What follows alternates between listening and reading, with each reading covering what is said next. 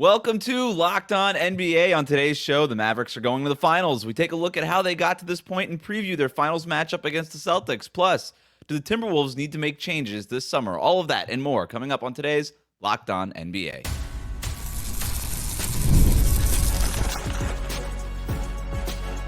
You are Locked On NBA, your daily NBA podcast. Part of the Locked On Podcast Network, your team every day. To Locked On NBA Friday. Wes Goldberg here with Tony East. However, you're tuning in YouTube, Odyssey, or your favorite podcast app. Thanks for making Locked On NBA your first listen every day. Today's episode is brought to you by Prize Picks, the easiest and most exciting way to play daily fantasy sports. Go to prizepicks.com/LockedOnNBA. Use the code all lowercase LockedOnNBA for a first deposit match up to $100. The Mavs beat the Timberwolves 124-103 to win the Western Conference Finals in 5 games and advance to the NBA Finals. Luka Doncic had 36 points, including 20 in the first 9.5 minutes to break this game open. They were up 20 a couple of minutes into the second quarter, and the Mavericks never looked back. It was a blowout, the only blowout of the series, and it was because that Luka came out and just stepped on the Wolves' throats, yelling at fans, yelling at Snoop Dogg. The dude, it was total killer instinct stuff, and it feels like this is where we have to start, Tony. Yeah, I mean, a lot of stats will define this game, but if you will make me remember this game with one stat, it will be first quarter points. Minnesota Timberwolves 19, Luka Doncic 20, right? Like that was a very good summation of what was about to happen in the Target Center, and that's that the Slovenian sensation was about to go crazy and score 1 billion points and be unguardable for a whole game. And Luka's been like pretty good this whole playoffs, but has not had like a signature game to me, like at the level you know he can, because he's so ridiculous. His stats weren't like OMG amazing in this game, but this was a signature game in terms of a moment, dominance when he was on the floor. The Wolves could not stop him. And that first quarter set the tone for the whole night. Yeah, they got up by way more, but they dominated the start because Luka was the best player in the league for the series. Got to the bucket when he wanted, got to that step back that he loves to get to, that right to left step back, every shot that he wanted. They set the high ball screens. He comes around, pulls up. Whatever he wanted, he got. He had a look about him, too, where Game 4 got away from them. And I thought Luka was pretty aggressive in Game 4, but he was inefficient. This was aggressive and efficient. This was tactical. This was John Wick going into a warehouse full of Russians, expecting for John Wick to show up, and John Wick still just taking them all out. There was no stopping Luka Doncic. The Wolves knew what was coming. They knew this was coming from Luka, right? And yet they still had no answer, because when he's playing like that, there is no answer for Luka Doncic. And you mentioned like he had not had a signature game all playoffs, and it's a great point.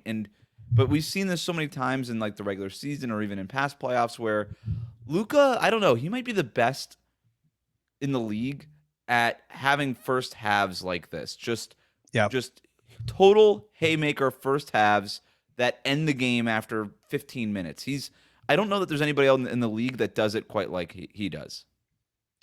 Clean sweep for the Western Conference Finals MVP award, which is the thing that we have to say. There we go. Now, yeah, here's when he threw the punch to me. It was 22-18, right? It's like, okay, yeah, fun game coming. This is 3 out of 4 possessions where Luka step back 19-footer to get to 14 points. They get a stop. Luka pull up 32-footer bucket. From the logo. High screen. And then a Luka 25-foot pull-up 3. They go. That was the one where he starts looking away before the ball even goes in. He was back on defense already. Yep. I'm sure that's not why he was getting back. It was assassin stuff, man. Like, yeah, it was killer. Go ahead. That put them from, first of all, up 4 to up 12. And at the time, it was 20-18 in favor of Luka, and he held on to his point advantage over the Wolves for the rest of the quarter. But they finished that quarter 35-19.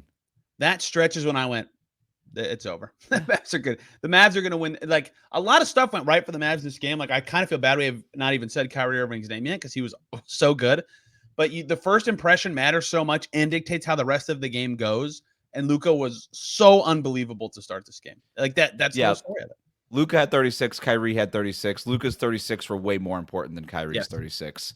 Kyrie's 36 this is how the Mavs are. Sorry to interrupt you, but like that's kind of the Mavs are, because you mentioned the first half punches from Luka, and then Kyrie is the second half guy. Like, it's just how they are. It's awesome. Luka's an ace starting pitcher, and Kyrie Irving is Mariano Rivera, and it's a great combo, man. Like, there's plays where even and they play well together too. There was a play, I think it was in the third quarter, where Luka's got the ball and he's already gone nuclear at that point, and the Wolves are so terrified that one of the Wolves defenders, I forget exactly who it is, but like just helps, it goes to trap Luka like 28 feet from the basket, but he's helping off of Kyrie Irving. So Luka just pitches it to his right, easy pass. Kyrie attacks the closeout, and the entire Wolves defense just goes panics, goes in total rotation. Doesn't matter. They all collapse. Kyrie still finishes with this a beautiful, at the basket Kyrie Irving type thing, but he still had both shooters in the corners wide open. He could have gone either way with it.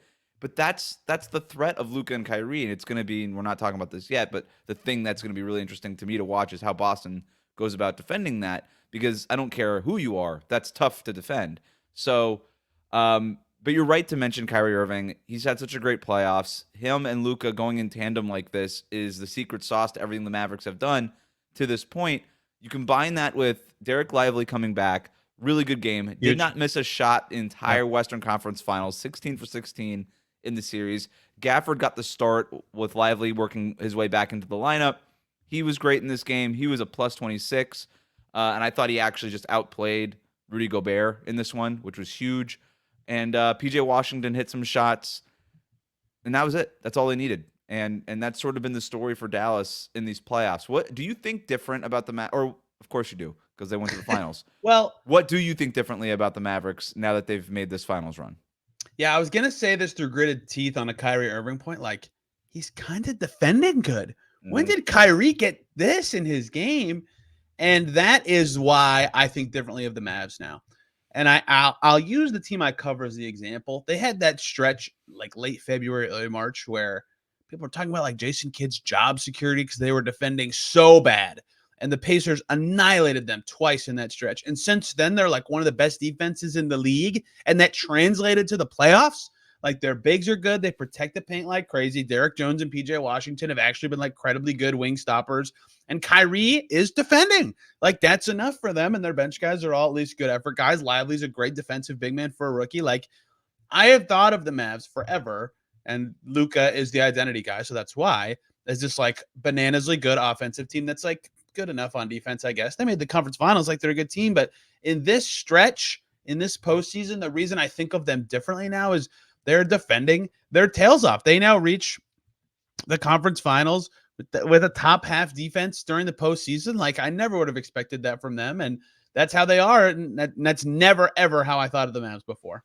Gotta give so much credit to Jason Kidd, who much maligned as a head coach in prior stops. Even at this point, our own Nick Engstadt from Locked On Mavericks saying that Jason Kidd was costing Luka Doncic the MVP award. I remember him saying that in the middle of the season.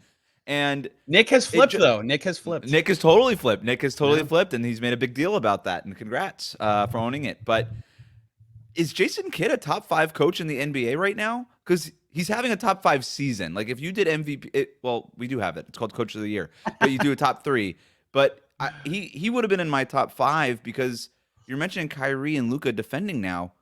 You got to give credit to Kidd. He's got them bought in. And there's not an elite defender in this group. Like, Mavericks fans could try to sell me on Derek Jones Jr. being an elite defender. Dude was signed at a minimum. All right, let's calm down. He's a good defender. It's awesome what they have done and unlocked with him. He's a good defender. But it's not like you've got prime Kawhi Leonard right now. You don't even have Jaden McDaniels right now on this roster. And yet, this defense is suffocating at times. They're totally on a string. They're totally connected. They know the personnel that they're going against. They know they have the game plan. They execute the game plan. And they're getting great efforts from their top 2 guys, Luka and Kyrie. And I do think, obviously, you give most of the credit to Luka and Kyrie. They're the ones doing it. But you got to give a lot of credit to Jason Kidd, too.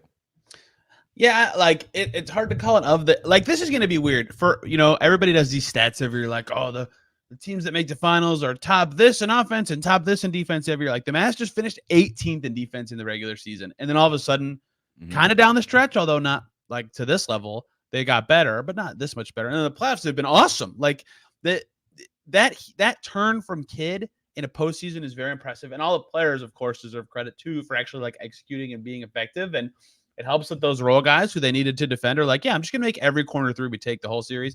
Although in this game specifically, it was the opposite. Did the Mavs miss an above the break three in this game? It was unbelievable how well they shot it. So credit to Kidd and the guys for buying in. And that is where my perception of the Mavs has changed, both because the last 2 times I watched them play the team I cover, their defense was atrocious, but also because the perception of the Mavs was they were not a good defensive team because they weren't that great, and they have been great in the playoffs. And now they're finals bound where they'll play a great defensive team too. So that'll be a very fun, unique dynamic of the finals. Should mention the trade deadline helped them too. They get Gafford, so they get 48 minutes of good center play. PJ Washington was just flatly better than Grant Williams is. After the All-Star break, Dallas was 13th in defensive rating, which is about where Denver was last year. Like, you could be just outside the top 10 in defensive rating now, and they were 7th in offensive rating after the All-Star break, and all those numbers basically just got better, or at least certainly the eye test did in the playoffs. All right. We'll talk about the other team here, why changes could be coming for the Timberwolves. We'll talk about that next on Locked On NBA. Today's episode of Locked On NBA is brought to you by Prize Picks. Prize Picks is America's #1 fantasy sports app with more than 3 million members. It's easy and the most exciting way to get in on the action while you watch your favorite sports and players. You just pick more or less on 2 or more player stats and watch the winnings roll in. Get in on the playoff action and win up to 100x of your money on Prize Picks as you and the world's best players take on the game to a new level during basketball's postseason. The NBA Finals begin next Thursday, and you can now win up to 100 times your money on Prize Picks with as little as 4 correct picks. You can turn $10 into $1,000 with basketball, hockey, Stanley Cup coming up. Maybe the Panthers are going to be in it. All those entries today on Prize Picks, America's #1 fantasy sports app. Download the app today. Use the code LOCKEDONNBA for a first deposit match up to $100. That's right. You can win up to 4 times your money, and you get a first deposit match up to $100. Now is the time with the NBA Finals coming up to get in on the action. Download the app today.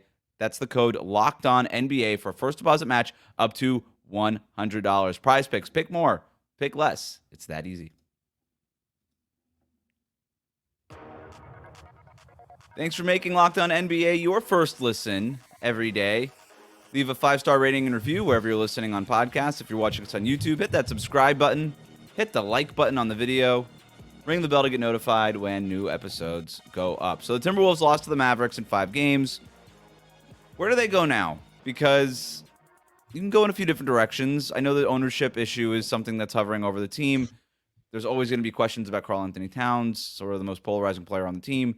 Do you think that they need to make changes this offseason, Tony, or would you try to not overreact and just try to bring this group back, despite the fact that it's going to be expensive?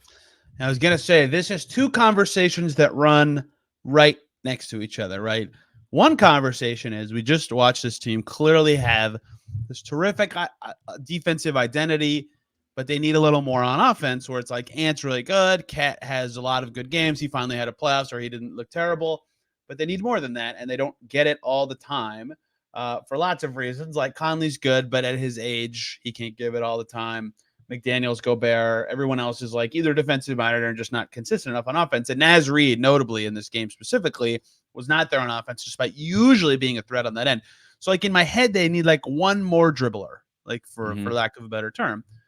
And that sounds great. That should be what the focus of the Wolves offseason is. Instead, right alongside that on a parallel track, and these tracks do not pass because this is an impossible overlap. They are about to get super expensive because Cat's going to cost more and Ant's going to cost more and McDaniels is going to cost more. And they're going to be way up in apron hell. And they have an ownership change going on at the same time, potentially, I guess. I'm not going to pretend like I have any idea what's going on with that. And I don't think even the people involved know at times. So how they try to do that, like actually improve their team and to deal with those constraints of transactions and finances, it's almost impossible to do. So it's going to be a very funky offseason because to me, the obvious thing to me is if there was no money involved, they should run it back, right? And this team is good. They were on the doorstep of this. If Ant just gets a little better, maybe that's enough, but that might not be feasible. Or there might not be an appetite for that amongst the people who pay the bills in the building. So how they kind of marry those things up at all will be telling, because they lost this game in the way that their struggles in the playoffs often revealed, is they just couldn't quite score enough. I hope that money isn't a reason why this team breaks up. You've covered right? the league for a while, Wes. You know how it goes. And I would understand if you watch Karl Anthony Towns, the on and off kind of nature of his game, you'd be like, you know what, we could probably trade him and we'll be just fine with Naz Reid taking his place. And I bet there's a lot of Timberwolves fans who think that. I think that Naz Reid does have a little bit of the backup quarterback syndrome going on, where when he gives you anything, it's awesome, but when he goes 2 for 10 like he does tonight, it's like barely even a footnote. You're like, oh well, he came off the bench. It doesn't really matter. And so he's always going to be the favorite over Cat because the expectations are so much lower, as opposed to a guy who was picked number 1 and was supposed to be the face of your franchise and honestly just does dumb stuff sometimes with Towns. He's a frustrating player. So I'll say this. If money is the issue, then money is the issue. What I wouldn't do is overreact to this series as a reason why they should make any changes, right? That, to me, this was a successful season for the Wolves. You got total proof of concept that what you have done in the team that you have built with Rudy Gobert, with that trade, by taking Anthony Edwards number 1 and empowering him as the face of the franchise, everything you did, doubling, tripling, quadrupling down on size, everything you did, hiring Chris French, proof of concept, you are a contender. And if you don't make any changes, the Timberwolves are going to enter next season in that inner circle of contenders. They're going to. They proved that this year. And that's how we're going to think of them if they don't make any changes. That said, I do think that they have questions. I think Cat's future is a real question, right? Do you want to be a little bit more versatile, right? You beat the team that you were constructed to beat in the Nuggets, but then you did have some drawbacks when you played a different kind of matchup against the Mavericks. I think you're right. I think they do need a little bit more ball handling. We got like 5 minutes of Jordan McLaughlin in this one just because it felt like they were looking for some ball handling. Yeah. Can you find something like that? And the other question for me is, when do you have to upgrade the Conley spot? Because he actually had a really good postseason, but he's 36 years old. So it's a matter of when, not if, you're going to have to upgrade that Conley spot. Those aren't necessarily issues that you have to answer this summer, but it's stuff that you have to start thinking about, because Anthony Edwards is 22 years old, and you want to keep this contending type of roster around him. Thankfully, the fountain of youth is in Indianapolis, so Mike Conley will play forever at this level. But you're right. Like in the last round, it was such a big deal when they got him back after losing Game 5 without him. And yet, obviously tonight, 2 for 5, 2 assists, minus 17. And, you see the limitations a player like that can have. And like, it's not a big deal that they put Kyrie Irving on him. Great. So I'm with you, and that's how it's all going to go. The tricky thing about trading Cat is his contract is huge. Like, this is very obvious. And he's a good player. He deserved to get paid, but he got paid. But like, the reason it matters this summer is his salary jumps a lot on July 1st. Like, there are different trades available in June and July because of his salary. So how the Wolves, if they're even going to trade him, would approach that would be very interesting and unique to me. To even want to. Can they just stomach this for a year? Can they go into the year and figure it out and cut money before the trade deadline? Like, there are a lot of ways to go about this, but they need, like, in theory, they need to be adding if they can, given the season they just had. But that's maybe not how reality is going to strike them, which kind of sucks. And the minute they made the Gobert trade, I said this, I tweeted this, like, yeah, Gobert's very good. And like, it sucked he was hurt last year. The trade got clowned because he was great this season. But when you trade that many first and young players, you're also betting on your young guy you already have. And they made a big bet on Ant, and they were right. Ant's that dude. He's that good. And so the status quo is fine. They have a 22-year-old who's going to be in the MVP discussions next season. I don't know if he'll win it, but he's that good, right? So they might just be fine with just that, and all these little nuances about their finances and their talent running it back and their ownership might not matter. Ant's just that good, but he's got to take some steps forward this summer in terms of like his passing in particular to me. And maybe that can be enough to just get their better ball handling, and we'll see where they go from there. Like in this game, he was passing very well. He had 6 assists. The Wolves had 17 as a team, which is crazy low.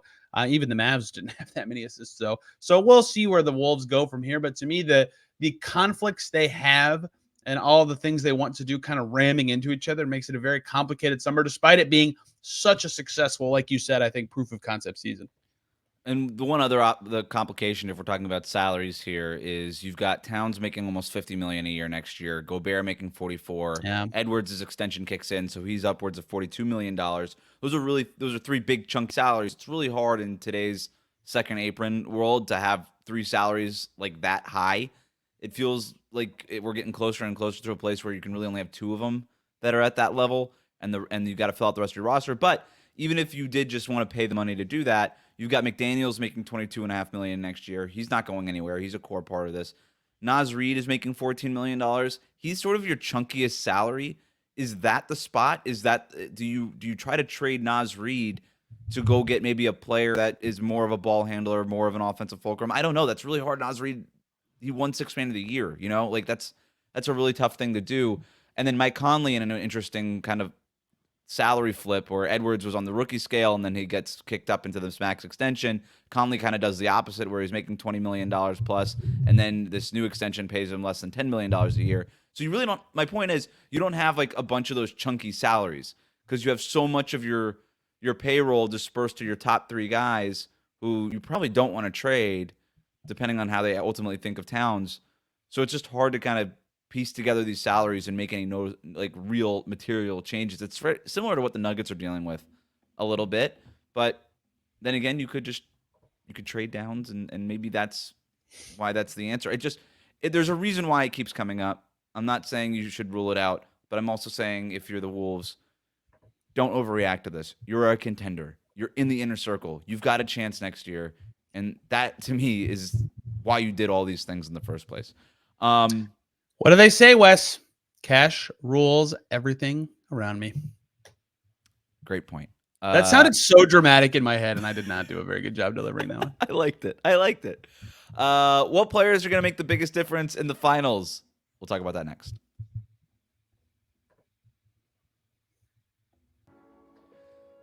Thanks again for making Locked On NBA your first listen every day. We'll be previewing the NBA Finals a ton here on this channel in the days leading up to Game 1 next Thursday. So we're not going to do a full deep dive on it now here, but I thought we can kick us off looking ahead with a simple question. Who's the most interesting player to you in the finals between the Mavs and the Celtics? My most interesting player is Kyrie, for a lot of the reasons I said already. Let's push the narrative stuff about him playing against the Celtics to the side. That's interesting to some people. That's not why I think he's interesting in this series. It's not interesting. But to me, the biggest thing that's going to matter is I just watched the Pacers play the Celtics, and they have no holes in that starting 5, right? And so if you put Kyrie Irving on Drew Holiday's going to post him up. He scored a bunch of points against the Pacers doing that when Tyrese Halliburton was on him. If you put Kyrie Irving on Derek White, he's going to run around like a maniac, and he's going to make a bunch of threes. And if you don't put him on one of those 2 guys, he's guarding somebody bigger than him. So Kyrie has been great in this playoffs. He's a fantastic player. I have no doubt he is going to score in bunches against the Celtics. No one on the Celtics can stop him either. If they can find a way to have him still be a plus value defender that he's been in this postseason against the Celtics, I have no doubt that the Mavs defense can be good against Boston because the Celtics are so good, right? They're top 2 in both ends of the floor during the regular season. They've been rolling through the postseason. They have 2 losses. Like, obviously, no one thinks anything of their path, but like they have 2 losses. That's unbelievably good, right? And so they can poke a hole in anything because they have so much talent in their starting 5. I'm going to pick them to win the series. But if Kyrie can be, again, no doubt he'll score. If he can find a way to stay on the floor defensively, I think the Mavs have a chance because then they also will have few holes in their starting 5 and will have a chance to match up well and keep up with the Celtics offense because that team's just going to chuck threes in a meaningfully positive way and score.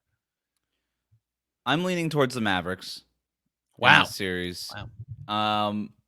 And you mentioned the starting 5 there, and you're absolutely right. But Kyrie, the beauty about what the Mavericks have going with Luka and Kyrie is one of them is basically always on the court. Yes. And there's going to be a lot of minutes where Kyrie Irving is not going up against Boston's starting 5, just the way those minutes patterns sort of line up. And he's going to have Peyton Pritchard in front of him.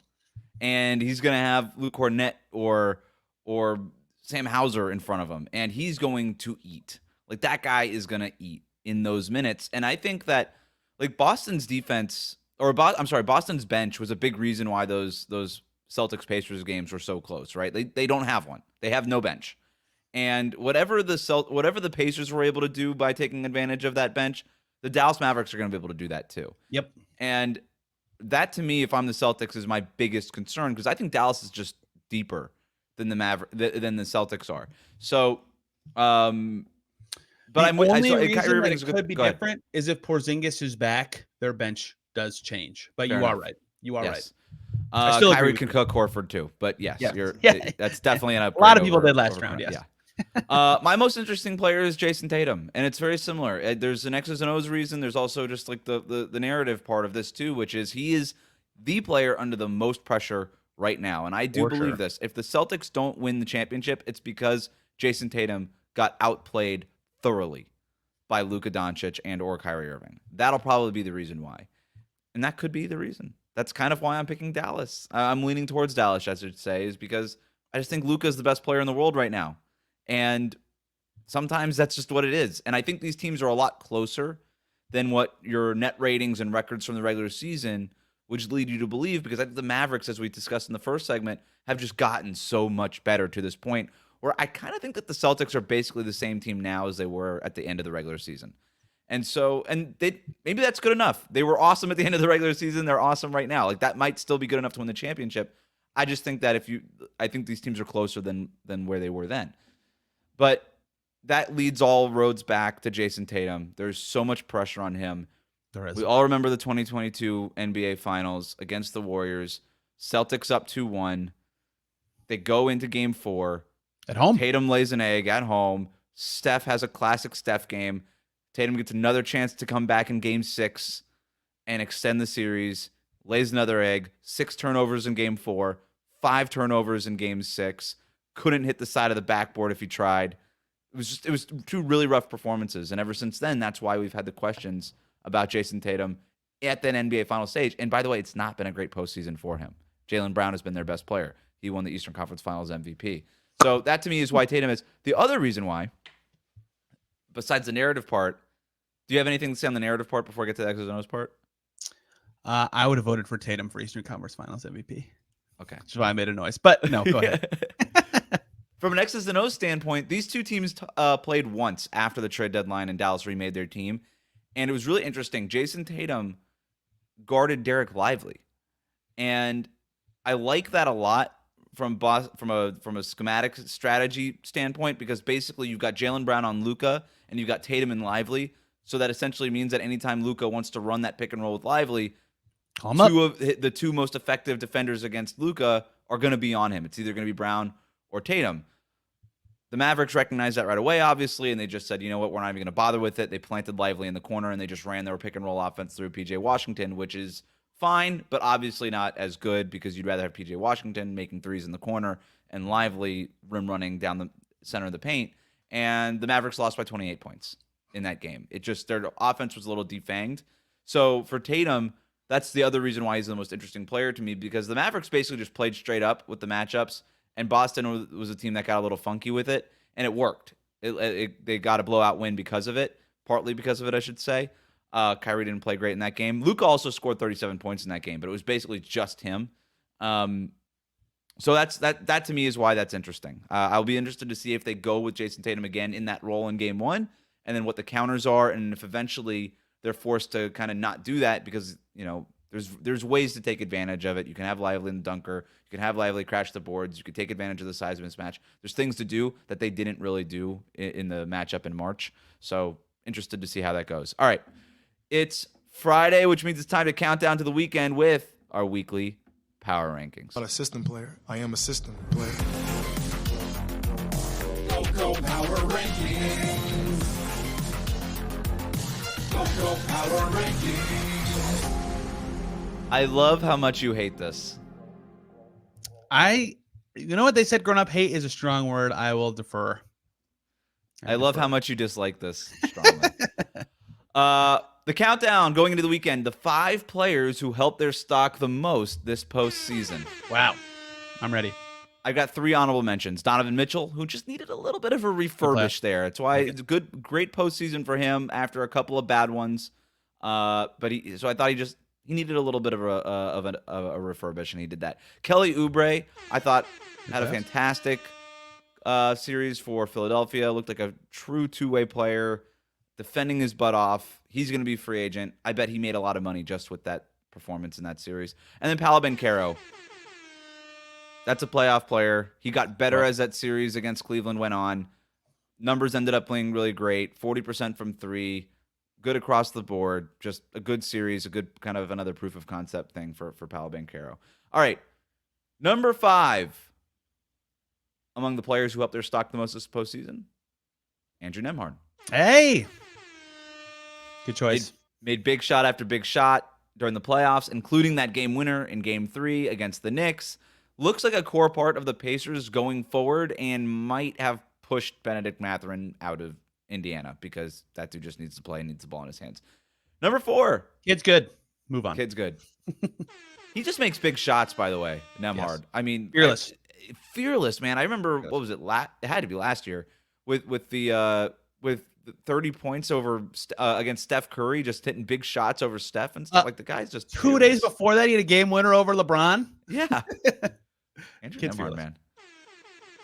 PJ Washington is number 4. He proved that he could Wow, compete at the 4. highest levels. 4. Wow. Great defense, timely shot making, awesome trade for the Mavericks. He's number 4. He's been awesome. He was also like nobody paid attention to him for years because he was playing for Charlotte, where Nembhard was That's least true. interesting. Number 3, Jalen Brunson. Good one. He'd be higher if we didn't already know how good he was. But there were just times that he looked like literally the best player in the playoffs, and so I had to put him here at number 3. Number 2, Jaylen Brown. Wow. Did not have a great postseason last year, but he's been Boston's best player in these playoffs. He's been aggressive when they needed him to be. When what looked like a bug at the beginning of the year with Jaylen Brown kind of freelancing and kind of doing his own thing in the offense has become a feature of Boston's offense. It's something that they just need it more often than not. When he just says, all right, enough with the pretty 5-out stuff. I'm just going to put my head down and drive to the basket. It's really important to Boston's offense. And so he's number 2. And then number 1, it's Anthony Edwards. It's and easily Anthony Edwards. Let's go. Easily number 1. I don't care about the loss tonight. I don't care about the Western Conference Final. This guy became a national star, and we're probably talking about him as a top 6 guy next season. I'm ant-pilled, baby. He was awesome. He was so fun every game. He had like clunky shooting nights, but still drew the attention of defense in those games. I am all in on Ant. I'm a big fan of what he did in the postseason. All in. Can I add honorable mentions? Yes. Josh Hart, Yep. Thought about him. 48 minutes, 2 games in a row. That's it. I don't care how good you play in those games. That's insane. I wanted Josh Hart to get in there. There it is. Shout out to Josh Hart. Thanks for making Locked On NBA your first listen every day. Everydayers, make sure you're subscribed on YouTube, Odyssey, and wherever you get your podcasts. We're not going anywhere here on Locked On NBA. Game 1 of the NBA Finals is on Thursday, where I'll be back here Thursday night to cover that game. But in the meantime, we're going to have a run of Finals previews, the best place to get ready for what's going to be an awesome, epic NBA Finals. Keep it here. Thanks for listening to Locked On NBA.